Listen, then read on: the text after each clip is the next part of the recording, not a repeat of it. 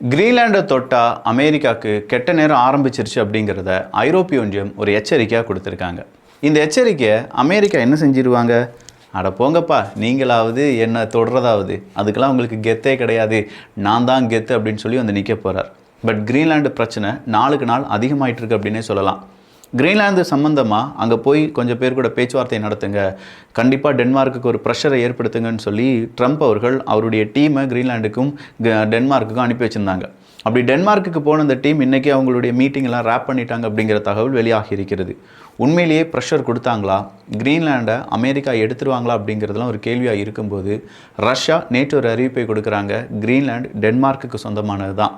அதை யாராவது தொட நினச்சாலோ இல்லாட்டி அதை ஃபோர்ஸ் வழியாக ஆக்குப்பை பண்ண நினச்சாலோ கண்டிப்பாக உலகம் அதற்கு எதிராக இருக்கும் அப்படிங்கிற ஒரு சின்ன ஹிண்ட் மெசேஜ் அப்படிங்கிறத கொடுத்துருக்காரு. இது மட்டும் இல்லாமல் உலகத்தில் என்னெல்லாம் நடந்திருக்கு அப்படிங்கிறத இந்த ஒரு பதிவு வழியாக பார்க்க போகிறோம். நான் உங்கள் விக்கி, இது உங்கள் தமிழ் விதை. ஷார்ட்டாக கொஞ்சம் செய்திகள். அமெரிக்காவை பொறுத்த வரைக்கும் 10% டேரிஃப் அப்படிங்கிறத நாங்கள் விதிக்க போகிறோம் என்கிற தகவலை அமெரிக்கா கொடுத்துருக்காங்க. நேற்று டேரிஃப் விதிப்போம் அப்படின்னு சொல்லியிருந்தாரு, அதை நம்ம தமிழ் பட்சத்தில் பார்த்துருந்தோம்.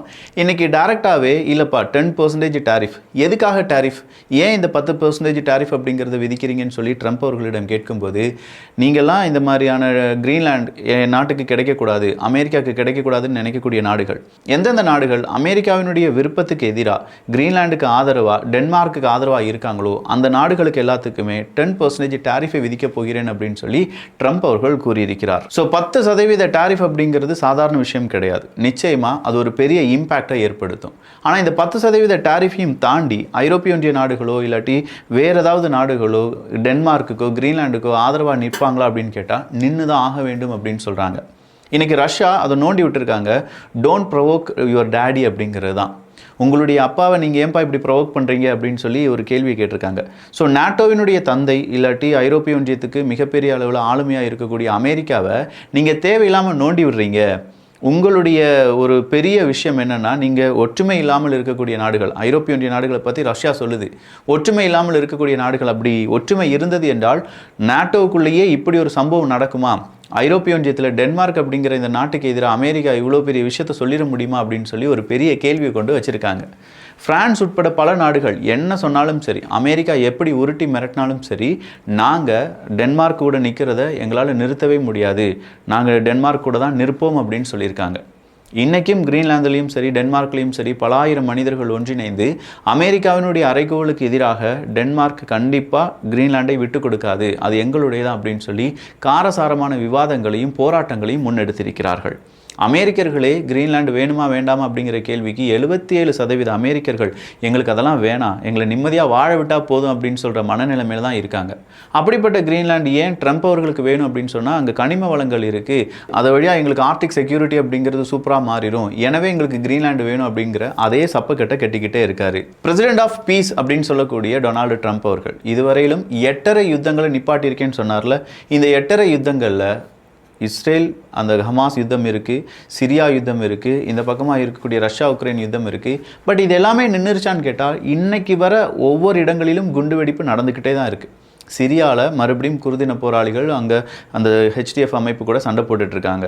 இன்னும் சிரியாவில் ஈவன் அமெரிக்காவை குண்டு போடுறாங்க. என்னன்னு சொல்லி பார்த்தா ISIS தீவிரவாதியினுடைய முக்கியமான ஒரு தலைவன் அங்கே இருந்தால் அவனை நாங்கள் போட்டு தள்ளிட்டோம், எனவே தான் இந்த குண்டு வெடிப்பு காரணமாக இருந்துச்சு அப்படின்னு சொல்கிறாங்க. இஸ்ரேல் மற்றும் ஹமாஸ் அப்படின்னு சொல்லும்போது இஸ்ரேல் பாலஸ்தீனத்துக்கு எதிரான தாக்குதலை தொடர்ச்சியாக நடத்திக்கிட்டு இருக்காங்க. நேற்று 4 பேர் இறந்து போனாங்க. இன்றைக்கி மேற்கு கரையில் நடத்தின தாக்குதலில் தேடுதல் வேட்டையில் 4 பேர் அரெஸ்ட் செய்யப்பட்டிருப்பதாக செய்திகள் வெளியாகி இருக்கிறது. இதெல்லாம் ஒரு புறம் விட்டுடலாமே, ரஷ்யா மற்றும் உக்ரைன் பிரச்சனை என்னாச்சு அப்படிங்கிற கேள்விக்கு அது முடிவே இல்லையே. பீஸ் டீல் அப்படிங்கிறத ரெடி பண்ணுறோன்னு சொல்லி காலம் தாமதம் ஆகிக்கொண்டே இருக்கிறீர்களே, அதன் பிறகு ஏன் அதை பற்றியான ஒரு யோசனைக்கே வராமல் இருக்கீங்க அப்படிங்கிற ஒரு கேள்வி உருவாகி இருக்கிறது.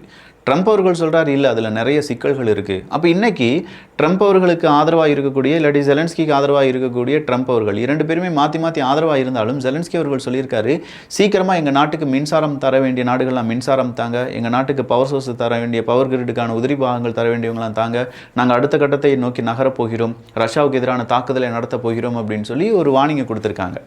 ஜாப்ரோசியா அணுமின் நிலையத்தில் இன்றைக்கி மட்டுமே சின்னதாக ஒரு ஹால்ட்டு, யுத்தம் நடக்கக்கூடாது அப்படின்னு சொல்லி லோக்கல் ஹால்ட் போட்டிருக்காங்க. காரணம் என்னென்னா, அந்த இடத்துல மெயின்டெனன்ஸ் நடத்த போகுது, அந்த மெயின்டெனன்ஸ் நடத்த போகிறது IAEA அமைப்பு. அந்த ஐஏஏ அமைப்பு நடத்துறதுனால மட்டும் இப்போதைக்கு அங்கே குண்டுகள் எதுவும் வரக்கூடாதுன்னு சொல்லி 2 நாடுகள்ட்டும் பேசி அதற்கு சம்மதம் தெரிவிக்க வச்சு இந்த மாதிரியான மெயின்டெனன்ஸ் ஒர்க் அப்படிங்கிறதான் நடந்துட்டுருக்கு. ஸோ ரஷ்யா உக்ரைன் அந்த யுத்தமும் பல்லிழிச்சிட்டு தான் இருக்குது. இஸ்ரேல் ஹமாஸ் யுத்தமும் அங்கே தொடர்ச்சியாக நடந்துட்டு தான் இருக்குது. சிரியாவில் யுத்தம் போயிட்டு தான் இருக்குது. அடுத்த வெனிசுலாவில் யுத்தத்தை தொடங்கியிருக்காங்க. ஈரானுக்குள்ள உள்நாட்டு போர் அப்படிங்கிறது வர்ற நிலைமையில் இருக்குது. இதற்கு யார் காரணம் அப்படிங்கிற ஒரு கேள்விக்கு இன்றைக்கி ஈரான் சொல்லியிருக்காங்க, அமெரிக்கா தான் காரணம். எங்களுக்கு எந்த விதமான பிரச்சனையும் இல்லாமல் நேரத்தில் இங்கே நடக்கக்கூடிய போராட்டத்தை தூண்டிவிட்டு வேடிக்கை பார்ப்பது அமெரிக்கா தான் அப்படின்னு சொல்லக்கூடிய ஒரு பெரிய குற்றச்சாட்டை இன்னைக்கு ஈரான் பகிரங்கமாகவே வச்சிருக்காங்க. பாகிஸ்தானில் இன்னைக்கு ஷாப்பிங் மாலில் ஏற்பட்ட ஒரு தீ விபத்தின் காரணமாக 6க்கும் அதிகமான நபர்கள் உயிரிழந்திருக்கலாம் என்று அஞ்சப்படுகிறது. பாகிஸ்தான் ஆப்கானிஸ்தான் பிரச்சனையும் நாளுக்கு நாள் பெரிதாகும். அங்கே இருக்கக்கூடிய தாலிபன்கள் பிரச்சனையை பாகிஸ்தானால் சமாளிக்க முடியாமல் போகலாம் அப்படிங்கிற ஒரு எச்சரிக்கையும் இன்றைக்கு பலரும் கொடுக்க ஆரம்பித்திருக்கிறார்கள். சீனாவினுடைய FP985 கார்கோ ட்ரோன் கிட்டத்தட்ட 1100 கிலோமீட்டர் ஹை ஆல்டிடியூட் ஏரியாஸில் பறந்திருக்கு அப்படிங்கிற ஒரு சாதனையை நிகழ்த்தி இருப்பதால் இந்த கார்கோ ட்ரோன் அப்படிங்கிறது சீனாவினுடைய அடுத்த கட்ட வளர்ச்சியாக பார்க்கப்படுகிறது. அப்போ ட்ரோன் டெக்னாலஜியில் எந்த நாடு அதிகமாக ரிசர்ச் அண்ட் டெவலப்மெண்ட் நடத்தி அதை எப்படி அவங்க நாட்டினுடைய தேவைக்கு பயன்படுத்துகிறாங்களோ அவங்க தான் அடுத்த கட்டத்தை நோக்கி நகர்வார்கள் என்பது இப்போது எழுதப்படாத விதி. ரஷ்யா உக்ரைன் போர் வந்ததிலிருந்து ட்ரோனுக்கான தேவைகள் அதிகரிக்குது. ட்ரோன் வார்ஃபேர் அப்படிங்கிறத இங்கே எல்லாரும் அறிமுகமாக்கிட்டாங்க. எல்லாருமே அதை பற்றி படிக்க ஆரம்பிச்சிட்டாங்க. அந்த வார் ஃபீல்டில் நேரடியாக வார் நடந்துட்டுருக்கு, அந்த இடத்துல உட்காந்து ட்ரோன்ஸ் அசம்பிள் பண்ணுறாங்களாம் உக்ரைன் இராணுவ வீரர்கள். ரஷ்யா சொல்லவே வேண்டாம், அதை அவங்க ஆல்ரெடி பண்ணிட்டாங்க. ஸோ இந்த மாதிரி ட்ரோன் வார்ஃபேர் அப்படிங்கிறதும் ட்ரோன் டெக்னாலஜி அப்படிங்கிறதும் ஈஸி டு கோவாக மாறிடுச்சு. அதில் இப்போ ஹை எண்டாக இருக்கட்டும், கார்கோ ட்ரோன்ஸாக இருக்கட்டும், இதெல்லாமே ஆடட் வேல்யூ தான் அப்படின்னு சொல்கிறாங்க. ஸோ இதில் சீனா ஒரு படி முன்னாடி தான் நிற்கிறாங்க. பட் பல நாடுகளும் ஈவன் துருக்கியும் இதில் அடுத்த கட்டத்தை நோக்கி நகர்வதற்கான முயற்சிகளில் ஈடுபட்டிருக்காங்க என்பதும் குறிப்பிடத்தக்கது. இந்தியாவும் சாதாரணமாக இல்லை. இந்தியாவில் எந்தெந்த இடத்தில் ட்ரோன் டெக்னாலஜியை யூஸ் பண்ண முடியுமோ அத்தனை விதங்களிலும் ட்ரோன் டெக்னாலஜியும் அதற்கான ரிசர்ச்சும் நடத்தி கொண்டு தான் இருக்கிறார்கள் என்பதும் குறிப்பிடத்தக்கது. காசா பீஸ் போர்டு, இந்த காசா பீஸ் போர்டுக்குள்ள ஒரு நாடு வர வேண்டும் என்றால் $1 பில்லியன் அமெரிக்க டாலரை நீங்க என்ன செஞ்சிருக்கணும், இன்வெஸ்ட்மெண்டா தரணும். $1 பில்லியன் அமெரிக்க டாலரை கொடுத்துட்டு நீங்க காசா பீஸ் போர்டுக்குள்ள அங்கமாக மாறலாம் அப்படின்னு சொல்லி ட்ரம்ப் அவர்கள் கொடுத்திருக்கிறார். எங்க பார்த்தாலும் மனுஷன் கமிஷன் அப்படியே கொஞ்சம் காசு தந்தாதான் உள்ள வர முடியும் அப்படிங்கிற நிலைமை இது எல்லாமே செய்து கொண்டிருக்கிறார் என்பது குறிப்பிடத்தக்கது. சிரியாவில் ஆஃப்டர் 8-10 வருஷத்துக்கு பிறகு கூகுள் அப்படிங்கிறது ஃபுல்லா கம்ப்ளீட்டா எல்லாரும் யூஸ் பண்ணுற மாதிரி ரீஸ்டோர் செய்யப்பட்டிருக்கிறது என்கிற தகவல் வெளியாகி இருக்கிறது. கூகுள் அப்போ அங்கெல்லாம் இல்லவே இல்லையான்னு கேட்டால் இல்லைங்க, அங்கே இருக்கக்கூடிய அரசாங்கம் கூகுளான் யூஸ் பண்ணவே கூடாதுன்னு சொல்லி ஒதுக்கி வச்சுருந்தாங்க.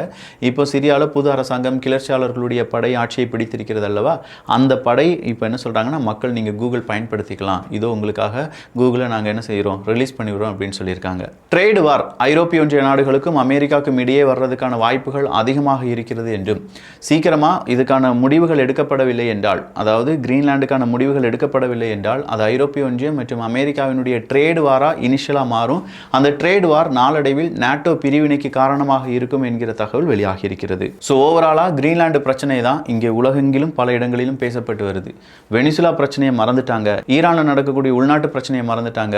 எல்லாருமே இப்போ கிரீன்லாண்டை நோக்கி இருக்கிறார்கள். காரணம் இருக்கு, ட்ரம்ப் அவர்கள் அதை விடாப்பிடியாக பிடிச்சிருக்கிறனால தான். நேரடியாக மறைமுகமாக ரஷ்யா இதை வேடிக்கை பார்த்துட்டு இருக்காங்க. சீனாவை பொறுத்த வரைக்கும் சீனா அமெரிக்காவினுடைய ஒட்டுமொத்தமான பலவீனம் என்ன, அதிலிருந்து நாம் எப்படி பாடம் கற்றுக்கொள்வது, அதிலிருந்து எப்படி நம்முடைய லாபத்தை எடுத்துக்கொள்வது அப்படிங்கிற கேஸ் ஸ்டடியில் ஈடுபட்டு சீனா அவங்களுடைய காய் நகரத்தில் ரொம்ப செவ்வனே செஞ்சிட்டு இருக்காங்க. இதுக்கு நடுவில் பல நாடுகள், ஈவன் சவுதி அரேபியா உட்பட பல அரபுலக நாடுகளும் ஈரான் மற்றும் வெனிசுலா பிரச்சனையை அவங்களுடைய பிரச்சனையாகவே பார்க்க ஆரம்பிச்சிருக்காங்க. ஏன்னா Iran Venezuela oil rich countries, அங்கே நடக்கக்கூடிய சிக்கல் அவங்களுடைய நாட்டையும் பாதிக்கும். அமெரிக்கா இந்த 2 நாடுகளையும் டேக் ஓவர் பண்ணிட்டாங்கன்னா அது அவங்களுடைய எக்கானமி எப்படி பாதிக்க போகுது அப்படிங்கிற கேஸ் ஸ்டடியெல்லாம் நடத்திட்டு இருக்காங்க. அதை பற்றியான டீட்டெயில்டு காணொலி நாளைக்கு தமிழ் பொக்கிஷத்தில் வரும். ஸோ இந்த காணொலி எப்படி இருந்துச்சு அப்படிங்கிற உங்களுடைய கருத்துக்கள் இங்கே வரவேற்கப்படுகின்றன. எல்லோரும் தமிழ் விதையில் இணைந்திருங்கள். நல்லதை பகிர்ந்து நல்ல சமுதாயத்தை உருவாக்குவோம். நன்றி, வணக்கம்.